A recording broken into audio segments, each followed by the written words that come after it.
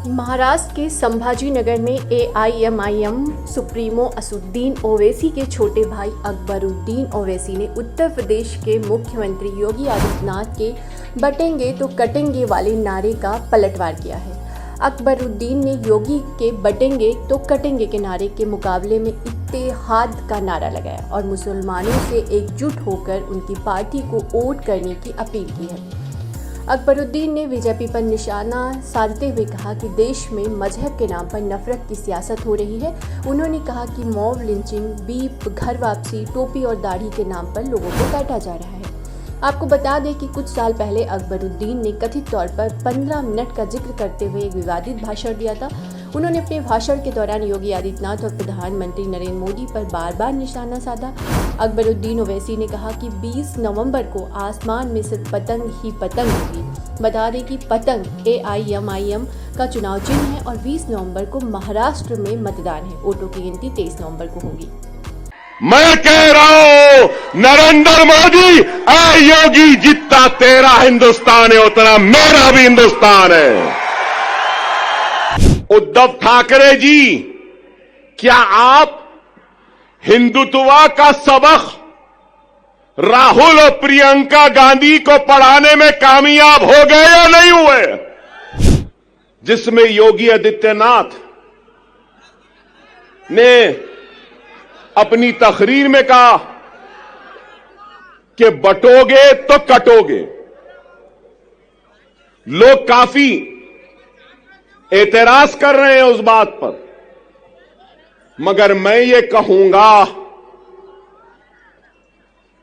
Beef के नाम पर, मॉब लिंचिंग के नाम पर, घर वापसी के नाम पर, सर पे टोपी पहनने के नाम पर, दाढ़ी पालने के नाम पर जो तुम काट रहे हो, क्या ये तुम्हारी नफरत हिंदुस्तान के सबसे बड़ी अक़लियत से, क्या ये मुल्क को कमजोर नहीं कर रही है?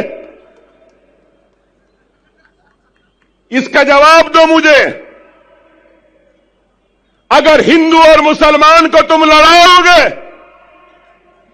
हिंदू और मुसलमानों को नफरत कराओगे, तो क्या यह मुल्क को कमजोर करने के बराबर नहीं है? और अगर मैं कह रहा हूं, मैं अकबर ओवैसी मुसलमान, ला इलाहा इल्लल्लाह मोहम्मद रसूलुल्लाह कलमा पढ़ने वाला मुसलमान, इस मुल्क का किराएदार नहीं है। मैं कह रहा हूं नरेंद्र मोदी, योगी, जितना तेरा हिंदुस्तान है उतना मेरा भी हिंदुस्तान है। हिंदुस्तान न तेरी जागीर है न मेरी जागीर है। हिंदुस्तान हिंदू, मुस्लिम, सिख, ईसाई, पारसी, हर मजहब के मानने वालों का है। मजहब भगवान अल्लाह गॉड को नहीं मानने वाले का भी है। हिंदुत्व की आइडियोलॉजी पे कायम रहने वाली शिवसेना के दो टुकड़े हो गए दो टुकड़े। आइडियोलॉजी तो दोनों की है एक ही। अब सवाल यह है कि कांग्रेस ने